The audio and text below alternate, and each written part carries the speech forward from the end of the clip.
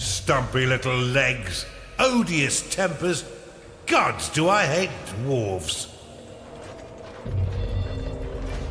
If you don't want to do something, you could at least vocalize it, Underlord.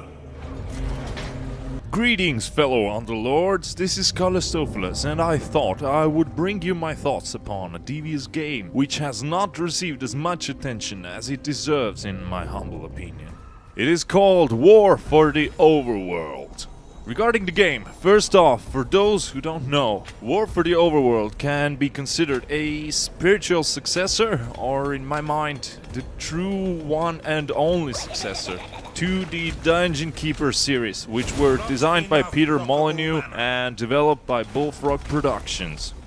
Just like the Dungeon Keeper series, War for the Overworld belongs to the so-called God Games genre, with a minor twist that you are represented as a dark evil underlord instead of a heavenly figure of sorts. Here's how the developers have described it, and I quote from the Steam game page.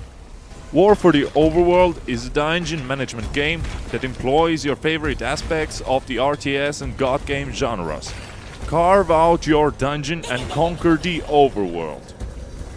Well, yeah, in a couple of sentences as a summary, that's exactly what the game is about. But for those who have never played any of the Dungeon Keeper series games, not including the Dungeon Keeper on mobile portal by EA, which is not a game and should have never saw the daylight. The reason why the series is different from many other RTS titles is that you don't exactly have direct control over your units or minions in this game.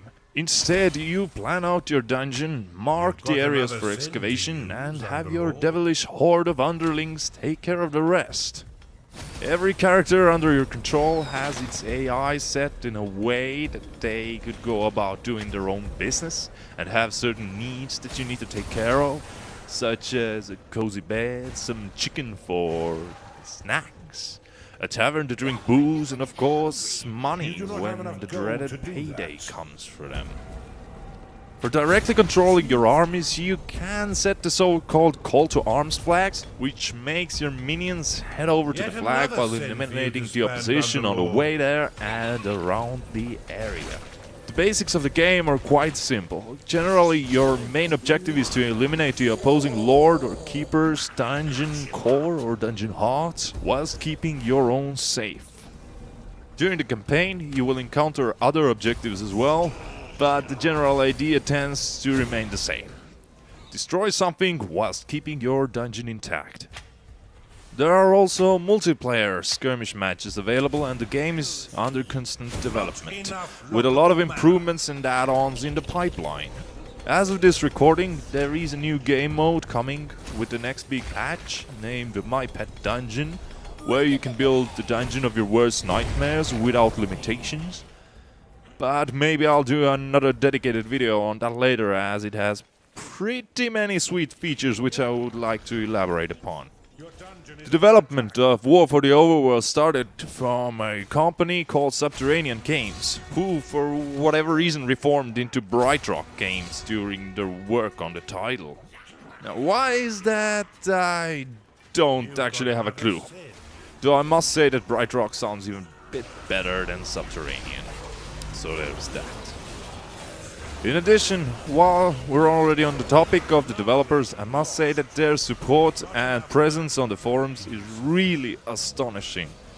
I have had experiences with Linux games where I've had issues open for weeks in the official forums bug department without any real responses from moderators.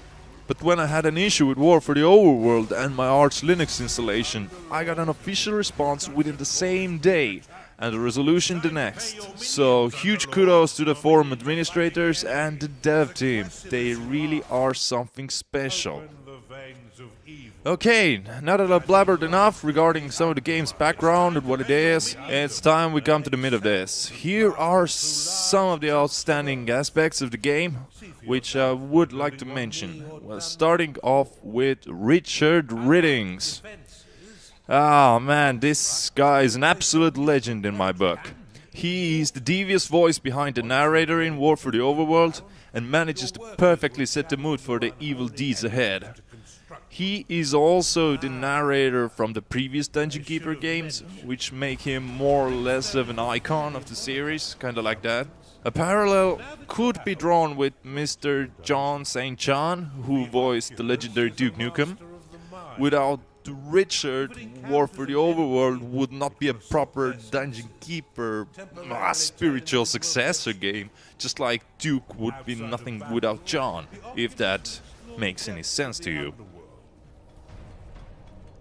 Another topic which I would like to bring out is that War for the Overworld was officially released on the 2nd of April 2015.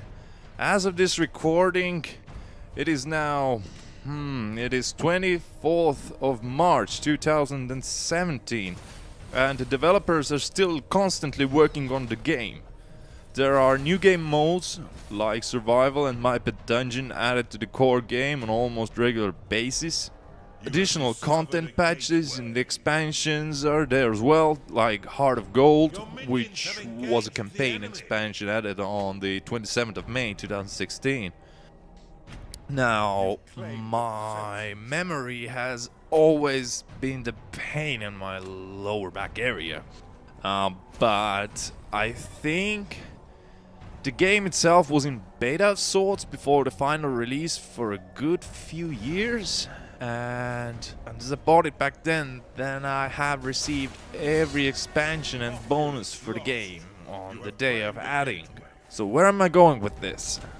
To be fair, Bright Rock Games come off to me as a development company who really pushed their soul and heart into this title. They seem to care about the product which they release and continue to make it better. If you open the Steam page and check the updates for the title, there is always something that they have posted regarding upcoming updates and what has just arrived.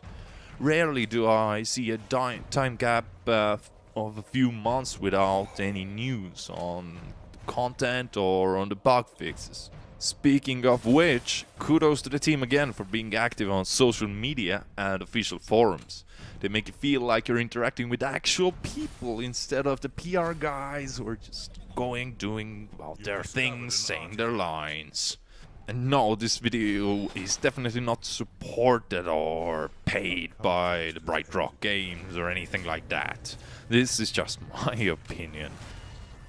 Maybe I'm a little biased because I really love the Dungeon Keeper series. But another topic, well, there's also the vast amount of minions that are in the game currently. And I cannot get through this without comparing the numbers to the original Dungeon Keeper series.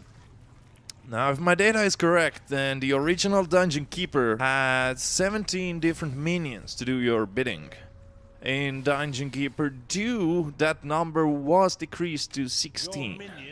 Now, in War for the Overworld, there are already 22 different minions to wreak havoc upon the enemies of your unholy domain, and the great part about that is that since the game is receiving content patches, the number will probably increase over the time as well. A bit of a downside to the minions, though, is that since EA owns the intellectual property to the Dungeon Keeper's content, then that means that we will not be seeing the iconic Horned Reaper in War for the Overworld anytime soon, if ever. Also, it is worth mentioning that the developers have a cruel sense of humor when it comes to the April Fool's Day. On that day, namely the year was 2013, they posted a new unit spotlight blog entry depicting the Democorn, which was supposed to be a demonic unicorn with some very funky abilities like Friendship is Horrible, in which it would try to befriend any friendly units that it encounters, instantly turning them as well into Democorns. I'll leave the Fool's Joke blog entry in the description so you could have a look yourself. It is hilarious. But I want one. Even if it's a plushie. Bright Rock, if by any chance any of you guys are watching this, please make a Democorn plushie. You would at least have one definite buyer on this one. Another system in the game, which I would like to mention, is the Veins of Evil, aka the tech tree. In Dungeon Keeper games, you kind of always had the tech available for you to build, if my memory serves it right. I've been having some memory issues lately with dodos, but that is another topic. So, in Dungeon Keeper, everything was available for you from the start of the match. But in War for the Overworld, you have a tech tree called Veins of Evil, where you have 3 different sub-trees called Wrath, Greed and Sloth, accordingly. Unlocking items in each of the veins also gives you different passive bonuses, such as Wrath Vein increasing worker speed, dig and claim speed and health, Greed providing worker gold capacity and dig rate plus movement speed, Sloth giving increased fortify and repair wall speed and damage, and so on. Players can also mix different veins for more bonuses and unlocks. When you start the game, you start with 3 sins in the beginning of the match. Those are the currency to unlock items in the Veins of Evil. And you will gain sins passively over time at an ever-decreasing rate. The rate can be increased though by having units research in the archive room, so it is pretty handy to have archive available in almost, well, every game you play. And by having this Veins of Evil system in place, it makes the multiplayer part of the game much more interesting and introduces also a strategic element to the game where you might need to make very careful choices when selecting the rooms, traps, spells, etc. whatever the Veins of Evil items to unlock, as according to my knowledge you cannot get them all in one match. Regarding the negative aspects of the game, there is nothing really deal-breaking that I have noticed. On Linux, okay, yeah, there is one thing which I will mention, though I must say it is really hard to think of really negative things about the War for the Overworld. It is a niche title, not for everyone's taste, but the one thing that is a bit buggy right now is the possession spell on Linux, in which you take control of a minion through the first-person view. Namely, when you rotate the camera too much, it will get stuck at one point due to the cursor reaching the end of the game window. This has been filed as a bug, and a Bright Rock representative has confirmed on the forums that it will be fixed with the next upcoming patch. So I can confirm it once the update is released, but I don't have many doubts that they would fail to do so. So there you have it. Those were just some of my thoughts I had on War for the Overworld. It's not your average game bringing joy to the masses, more like it brings out the inner underlords in all of us who have been craving for a new Dungeon Keeper game for ages now. If you don't have it yet, but you feel like it would be something up your alley, then I would definitely recommend getting this game. You should not be disappointed. And given the development history of the title, it offers gameplay for way more money than they're actually asking for it. Currently, when we look at the prices on Steam, then you could get War for the Overworld Standard Edition for €27.99. And if you really want to get every bit of downloadable content for the game as well, then you could spit out €41.99, which will get you the War for the Overworld Gold Edition. But okay, this has already been a bit long video in general, and I'm still not sure about the format of it. So I would definitely appreciate any constructive feedback or criticisms on it. What parts did you like? What parts didn't you like? Would you like to see more of such videos or not? If so, then which games would you like me to cover? In the meantime, I shall keep on underlording and see if I find any other cool aspects to talk about, and I might make a follow-up video in the end. Thank you very much for watching, and may your reign in the underworld last long. Bye bye.